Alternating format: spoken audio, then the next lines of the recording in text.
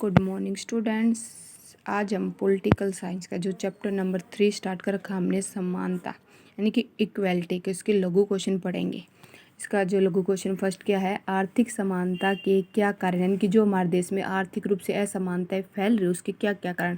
उसके लिए सबसे पहले हमें ये पता होना चाहिए कि आर्थिक समानता होती क्या है। आर्थिक समानता से हमारा क्या अभिप्राय है कि देश के सभी व्यक्तियों को अपनी मौलिक आवश्यकताओं की पूर्ति करने का अधिकार है, यानी कि प्रत्येक व्यक्ति को रोटी, कपड़ा और मकान जैसी मूलभूत आवश्यकताओं की पूर्ति के लिए धन प्राप्ति की व्यवस्था करनी चाहिए। जो हमारे देश के संसाधनों पर केवल कुछ ही व्यक्तियों का नियंत्रण नहीं होना चाहिए। सभी व्यक्तियों को समान काम के लिए समान वेतन मिलना चाहिए। वर्तमान में आर्थिक असमानता को दूर करने के लिए, समानता स्थापित करने के लिए राज्यों ने आर्थिक क्षेत्र में अनेक कार्य किए हैं, जैसे कि धनी व्यक्तियों की आय पर कर लगाकर उनसे प्राप्त धन का उपयोग निर्धन व्यक्तियों के कल्याण के लिए किया गया है। यह है आर्थिक असमानता। अब क्या है क्वेश्चन हमारा, क्या है कि आर्थिक असमानता के क्या कारण, यानी कि जो आर्थिक रूप से असमानता किन किन कारणों से बढ़ रही है। फर्स्ट है, आर्थिक विकास का लाभ धनी व्यक्तियों को अधिक मिल रहा है, यानी कि आर्थिक समानता के लिए जो सरकार ने कदम उठा रही है उनका पूर्ण रूप से विकास क्या है, गरीब व्यक्तियों को नहीं मिल रहा है। आर्थिक असमानता का विकास किसके लिए, नीति किसके लिए चलाई गई है, गरीब व्यक्तियों के लिए, लेकिन उसका पूर्ण रूप से प्रयोग कौन कर रहा है, धनी व्यक्ति, यानी कि गरीब व्यक्तियों तक वो पहुंचने ही नहीं दे रहे। सेकेंड है, पिछड़े वर्गों के लिए उचित चलाई गई योजनाओं का लाभ उन्हें पूर्ण रूप से नहीं मिल रहा है, यानी कि जो हमारी सरकार ने गरीब व्यक्तियों के लिए क्या कुछ नीतियाँ चलाई गई है ताकि उनको सरकारी नौकरी प्राप्त रूप से मिल सके, समान काम के लिए समान वेतन मिल सके, लेकिन उसका भी उन्हें पूर्ण रूप से महत्व नहीं मिल रहा है। थर्ड है, आर्थिक असमानता के कारण भारतीय किसान ऋण के बोझ में दबा हुआ है। आए दिनों किसान की आत्महत्या की खबरें दिन प्रतिदिन अखबारों में छपती रहती है। यानी आर्थिक असमानता के कारण क्या क्या हो रहे हैं, जो हमारे किसान है वो क्या है, उसको जो उसकी मजदूरी का उचित वेतन नहीं मिल रहा है, जिसके कारण क्या आ रहा है, वो गरीब होता है, यानी कि उसके ऊपर ऋण चढ़ता हुआ है, जिसके कारण क्या वो आत्महत्या कर रहा है। अगला पॉइंट है, धन का असमान वितरण महंगाई का कारण बना हुआ है, यानी कि आज खाद्य पदार्थों की कीमतें दिन प्रतिदिन आसमान छूती जा रही है, जिससे निम्न व मध्य वर्ग का जीवन दुर्लभ हो रहा है। यानी कि आर्थिक असमानता के कारण क्या हो रहा है, महंगाई और अधिक बढ़ती जा रही है, जिससे क्या करो, निर्धन व्यक्ति अधिक निर्धन हो रहा है, अमीर व्यक्ति और अधिक अमीर हो रहा है, जिससे क्या खाने की जो चीज़ें हैं वो ज़्यादा महंगी हो रही है, जिससे गरीब व्यक्तियों को उनका पूर्ण रूप से भोजन नहीं मिल रहा है, जिससे लोगों का जीवन दुर्लभ हो रहा है। ये हमारा फर्स्ट क्वेश्चन था कि आर्थिक असमानता की क्या कारण, किन किन कारणों की आर्थिक असमानता बढ़ रही है। क्या कारण है, जो आर्थिक समानता का लाभ जो धनी व्यक्ति उनको अधिक मिल रहा है, निर्धन व्यक्ति को कम मिल रहा है। जो सरकार ने चलाई गई उचित जो योजना है पिछड़े वर्गों के लिए, उसका भी लाभ उन लोगों को नहीं मिल रहा है। आर्थिक असमानता के कारण जो गरीब व्यक्ति है वो ऋण के बोझ के तले के नीचे दबता जाता है, जिसके कारण क्या हो रहा है, वो आत्महत्या करने के लिए मजबूर हो रहा है। धन का असमान वितरण के कारण क्या हो रहा है, खाद्य सामान ज़्यादा महंगा हो रहा है, जिसके कारण क्या हो रहा है, गरीब व्यक्ति है वो खाने के लिए अपना भरपेट भोजन नहीं कमा रहा, जिसके कारण उनका जीवन दुर्लभ हो रहा है। ये फर्स्ट क्वेश्चन था हमारा, आर्थिक समानता के कारण। अब सेकंड क्वेश्चन है, समानता के मार्क्सवादी दृष्टिकोण पर प्रकाश डालें। जो मार्क्सवादी थे वो समानता के बारे में क्या कहते हैं।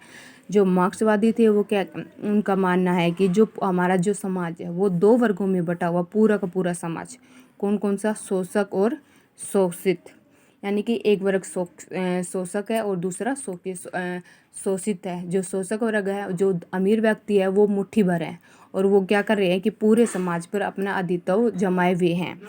वो जो शोषित व्यक्ति यानी कि मजदूर व्यक्ति है वो उनको उचित काम के लिए उनको उचित वेतन नहीं दे रहे हैं।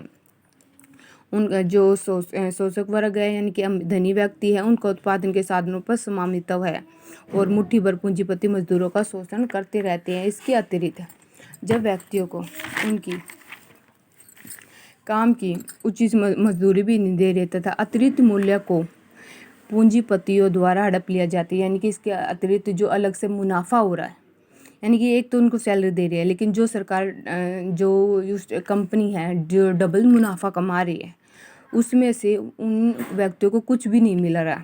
और मार्क्सवादी क्या चाहते हैं, जो अतिरिक्त मूल्यों की पूंजी मिल रही है उसका थोड़ा उनका कुछ % भी मजदूरों को मिलना चाहिए।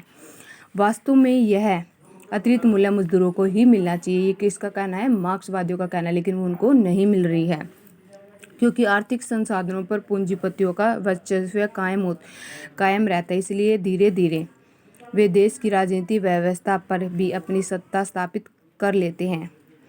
इससे मजदूरों का शोषण और भी अधिक बढ़ता जा रहा है तथा समाज पूंजीपति तथा मजदूर नामक 2 वर्गों में बटा हुआ है, जिसमें से मध्य लगातार संघर्ष चलता रहता है। अतः मार्क्सवादी चाहते हैं कि मजदूरों को उनकी काम की उचित मजदूरी मिले और तथा अतिरिक्त मूल्यों में भी उनको मजदूरी का प्रदान की जाए। यानी कि जो मार्क्सवादी है वो क्या मानते हैं कि पूरा समाज 2 वर्गों में बटा हुआ है। एक है शोषक यानी कि अमीर व्यक्ति जो मुट्ठी भर है, और दूसरा शोषित जो मजदूर है, जो मजदूरी करते हैं।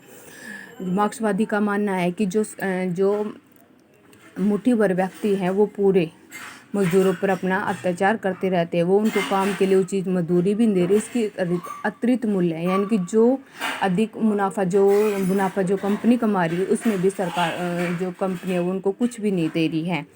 मार्क्सवादी क्या चाहते हैं कि उनके काम की उचित मजदूरी चाहिए तथा इसके साथ साथ जो उचित मूल्य जो कंपनियां कमा रही है उसमें भी उनको कुछ योगदान, इनको कुछ मुनाफा होना चाहिए। अब जो हमारा नेक्स्ट क्वेश्चन है वो है राजनीतिक तथा आर्थिक समानता में क्या संबंध है, वर्णन करें। यानी कि जो राजनीतिक समानता तथा आर्थिक समानता आपस में क्या संबंध है। कईयों का मानना है कि इनमें कोई संबंध नहीं है तथा कईयों का क्या मानना है कि राजनीतिक समानता तथा आर्थिक समानता में आपस में घनिष्ठ संबंध है, एक के बिना दूसरे का कोई भी महत्व नहीं है। अगर हमें उनको अपने लक्ष्य की प्राप्ति करनी है तो एक दूसरे का सहारा बनना ही पड़ेगा।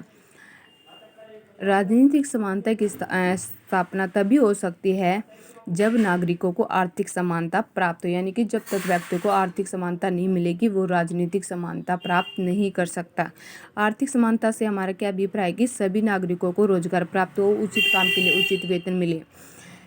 आप मान लो, एक उदाहरण देती हूँ मैं आपको, अगर कोई व्यक्ति गरीब व्यक्ति है, उसके पास खाने के लिए रोटी कपड़ा मकान की सुविधा नहीं है, क्या वो अपनी राजनीति का ठीक ढंग से यूज कर पाएगा? वो अपने वोट का अधिकार ठीक ढंग से ठीक ढंग से कर पाएगा? नहीं कर पाएगा, क्योंकि उसको ये महत्व नहीं कि मुझे वोट डालना है, उसका क्या महत्व है कि मैं अपने घर वालों के लिए भरपेट भोजन कमाऊं।